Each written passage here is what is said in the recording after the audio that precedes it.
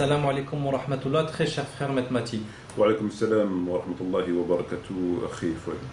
Je suis heureux de te rencontrer pour cette nouvelle vidéo. Et nous allons aborder des sujets d'actualité. Je suis absolument ravi. Merci, moi également. Donc nous allons aborder des sujets d'actualité, des sujets qui nous touchent en tant que musulmans. Et j'aimerais avoir ton opinion. Inch'Allah, Inch'Allah. Donc je peux te lancer ma première question. Que penses-tu... Non, lance pas trop fort, hein, doucement. D'accord. Je suis pas fort en récupération. En récupération. D'accord. Donc ma première question concerne un sujet d'actualité qu'on a pu tous voir à la télé. On a sûrement entendu parler avec les personnes qu'on connaît au boulot. C'est un sujet d'actualité, DSK. Donc je voudrais savoir... L'affaire DSK. L'affaire DSK, oui. Dominique Strauss-Kahn. Que penses-tu de cette affaire? Que penses-tu de l'affaire DSK? Notre cher et fidèle sioniste Dominique Strauss-Kahn. Sioniste? Ah oui, c'est un sioniste avéré. Si tu sais pas ça, tu sais rien, mon ami. Il a déclaré? Oui, il a déclaré. Tu tapes sur Google, tu auras toutes les informations nécessaires. Mais on n'est pas pour parler des DSK. D'accord. Donc, avant tout, on va saluer nos frères et nos sœurs. Assalamu alaikum wa rahmatullahi wa barakatuh, très chers frères, très chères sœurs. أعوذ بالله من الشيطان الرجيم بسم الله الرحمن الرحيم والصلاة والسلام على سيدنا محمد وعلى آله وأصحابه أجمعين والسلام عليكم ورحمة الله وبركاته. Et le bonsoir, puisqu'il est 17h25 à ma montre, aux non-musulmans. Alors, très cher ami et fidèle frère, pose ta première question, ou repose ta première question. Ma première question est la suivante. Que penses-tu de l'affaire DSK? Je ne pense strictement rien de l'affaire DSK. Je pense que DSK ou son affaire et bien d'autres affaires ne concernent ni de près ni de loin la communauté musulmane. C'est leur monde à eux, c'est leur vie à eux. Et puis voilà, ça ne nous concerne pas. J'estime que ça ne nous concerne pas du tout. Donc on n'a pas à rentrer dans ce sujet-là, on n'a pas... Absolument. On doit plutôt se focaliser sur nos propres problèmes et Dieu sait qu'on en a énormément. On ne doit pas perdre notre énergie à parler des non-musulmans et de leurs mœurs, etc. Ça ne nous intéresse pas. Moi en tout cas ça ne m'intéresse pas du tout. Donc c'est une perte de temps et d'intérêt pour... À mon modeste sens, je pense que oui. D'accord. J'ai compris. Donc je vais te poser ma deuxième question. Tu as compris du premier coup, miracle. Donc je vais te poser ma deuxième question. Penses-tu que Tariq Ramadan fait partie de la franc-maçonnerie? Déjà, avant de parler de Tariq Ramadan, il faut un peu plus de respect. Je t'appelle un peu plus de respect. Ne pas dire simplement Tariq Ramadan comme si tu parlais du premier venu. Votre Majesté Tariq Ramadan. Non, pas Votre Majesté quand même. Le spécialiste de l'islam, excusez-moi. Non, le spécialiste. Au minimum, professeur Tariq Ramadan. Au minimum. Au minimum. Bah oui, tu veux pas dire Tariq Ramadan comme si tu disais Mustapha Ben Makloum ou voilà. Donc professeur Tariq Ramadan. Professeur Tariq Ramadan. D'accord. Penses-tu que le professeur Tariq Ramadan fait partie de la franc-maçonnerie? En ce qui me concerne, mon âme conscience, la question qu'il faut se poser, c'est pas si monsieur professeur Tariq Ramadan fait partie de la franc-maçonnerie, c'est de quelle loge Tariq Ramadan fait partie. De quelle loge? De quelle loge plutôt. Pour moi, c'est complètement avéré que professeur Tariq Ramadan est un franc-maçon. Sinon... c'est avéré. Oui, c'est complètement avéré, absolument. D'après quelle information? Il y a deux éléments majeurs qui m'interpellent et qui attirent mon attention, qui me permettent d'affirmer ce que je viens de dire, deux éléments majeurs. Le premier élément majeur, c'est les innombrables et très graves hérésies qu'il n'hésite pas à propager, entre autres à travers ses écrits, qui sont une contradiction totale et délibérée et préméditée au Coran et à la Sunna, premièrement. Deuxièmement, c'est à quel point il est médiatisé. Donc j'estime que lorsque tu réunis les deux, d'un côté quelqu'un qui propage des hérésies, je veux dire, c'est une première dans l'histoire de l'islam, comme lui il les propage, et à côté à quel point il est médiatisé, j'estime que ça ne peut pas être un hasard. Voilà.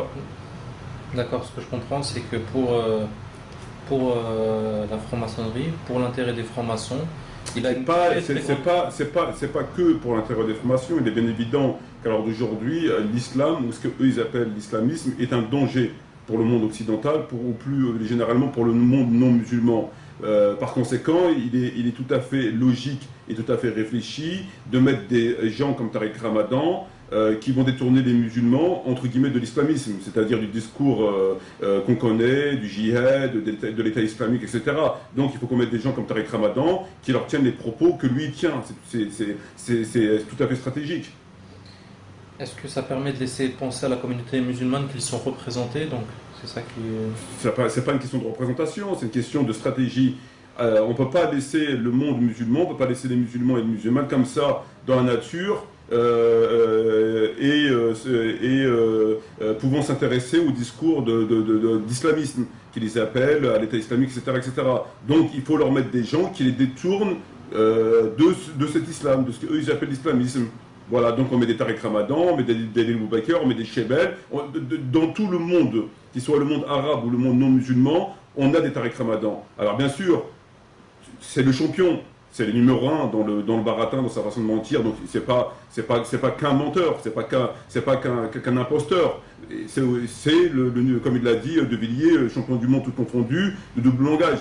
Mais dans le monde entier, tu as cette catégorie de personnes qui représentent entre guillemets l'islam officiel et qui sont là pour détourner les musulmans et les musulmanes de ce que eux en tout cas ils appellent l'islamisme. C'est dans le monde, que ce soit en France, en Belgique, en Espagne, en Hollande, en Angleterre, en Algérie, au Maroc, tu trouveras toujours des gens comme en avant, qui passent à la radio, qui passent à la télévision, etc., qui sont là pour détourner à qui on donne la parole, en Arabie Saoudite, etc. L'islam officiel, tout ce qui est islam officiel, c'est un islam de vendu. C'est un islam, à partir du moment où les koufars ou les hypocrites donnent la parole, leur permettent de s'exprimer à travers leurs propres médias, à travers leurs propres journaux, etc., c'est qu'il y a quelque part quelque chose qui est ce qu'on sait. Ça me semble tout à fait évident. Et c'est valable dans le monde entier, mis à part peut-être en Iran, qui eux est une république islamique chiites, mais ils rencontrent pas ce genre de problème. Voilà. On ne peut pas nier que Tariq a un engagement religieux, par exemple, en faveur de la Palestine. Tariq Ramadan n'a absolument aucun engagement religieux, pas plus en faveur de la Palestine qu'en faveur de la Roumanie ou en faveur du Portugal. C'est très simple. Dans un premier temps, quand tu décortiques, quand tu lis le discours de Tariq Ramadan, il est à 100% dans l'hérésie. Est-ce que tu me suis?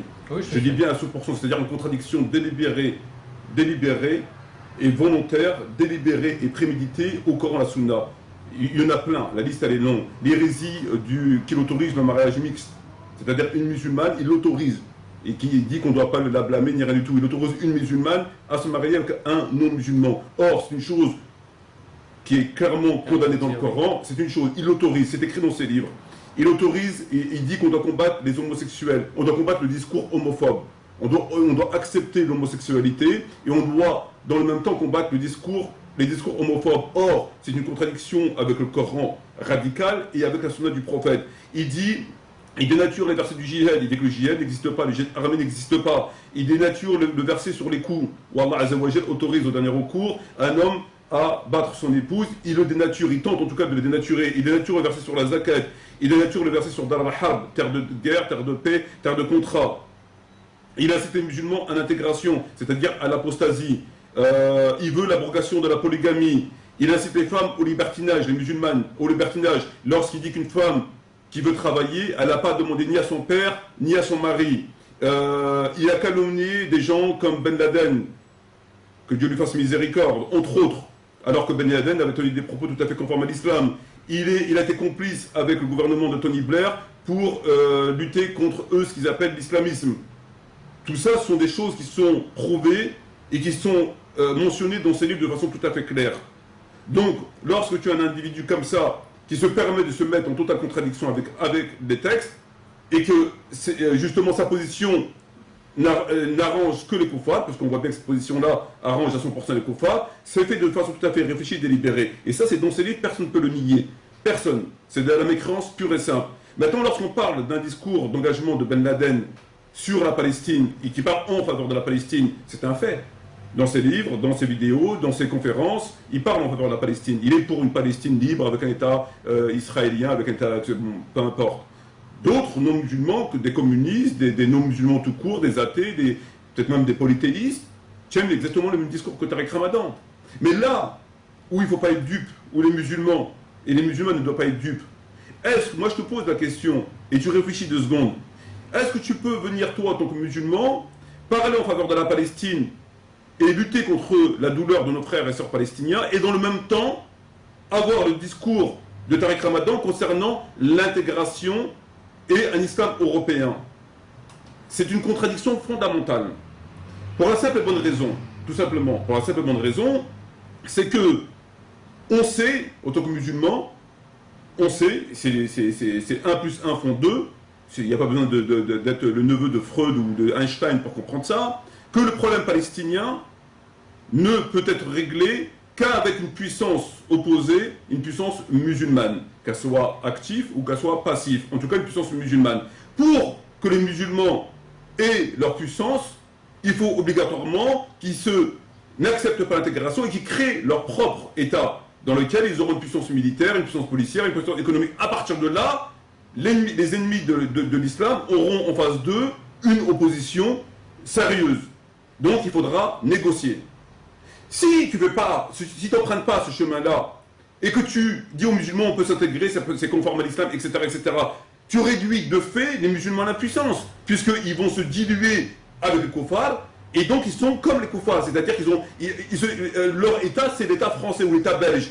Par conséquent, il est bien évident que l'État français ne va pas aller libérer la Palestine, ou ne va pas menacer le gouvernement israélien, mis à part je ne parle pas des menaces de pure forme de l'ONU, etc., résolution, etc., pour qu'il se retire des territoires occupés et même de la Palestine entière. Donc c'est une contradiction fondamentale. Donc son discours à lui sur la Palestine, c'est de la poudre à perlimpinpin. C'est tout simplement de la poudre à perlimpinpin. C'est à nouveau strictement rien, c'est un discours de non-sens.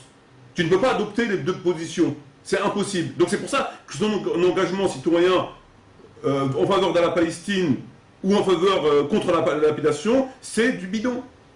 Ça ne peut pas aboutir. Ça n'a aucune chance d'aboutir.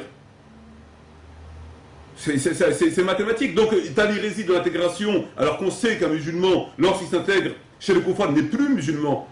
Il ne paye pas la zakat, il se soumet à des koufars, il paye des impôts, il les aide. Enfin, bref, il y a des versets et des preuves sur cette question-là. Je pense que c'est pas très... Il ne faut pas faire al-Azhar pour savoir ça. C'est déjà du koufr, pur et simple. Et en plus, après, on te remet une couche de manipulation derrière en te disant on est pour la Palestine, on vient faire son beau, on va faire, c'est de la mise en scène.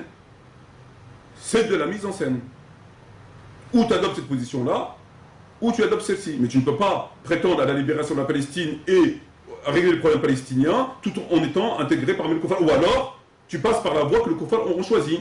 C'est-à-dire la voie qu'on connaît aujourd'hui. Parce que tu fais partie de leur système. Et tu acceptes les musulmans en faire partie. Donc cet individu n'a absolument aucun engagement en faveur de la Palestine, mis à part un engagement de pure forme, au même titre que les pures formes quand les hommes politiques condamnent telle et telle chose, des bouts des lèvres, etc. C'est uniquement parce qu'il faut le faire. Voilà. On va accélérer parce qu'on arrive... D'accord. Que conseilles-tu aux musulmans vivant en Occident et plus particulièrement en France? Je conseille aux musulmans vivant en Occident, particulièrement en France, que c'est bien de poster des vidéos sur Facebook, c'est bien de poster des articles. Moi, ce que je leur conseille, c'est de faire davantage, de s'unir et de s'écarter de tout ce qui est islam officiel, islam reconnu par les koufars, non seulement reconnu, mais financé par les koufars, de s'écarter. C'est de se séparer complètement. Voilà. Ils ne doivent plus considérer cet islam officiel financé par les koufars comme étant l'islam.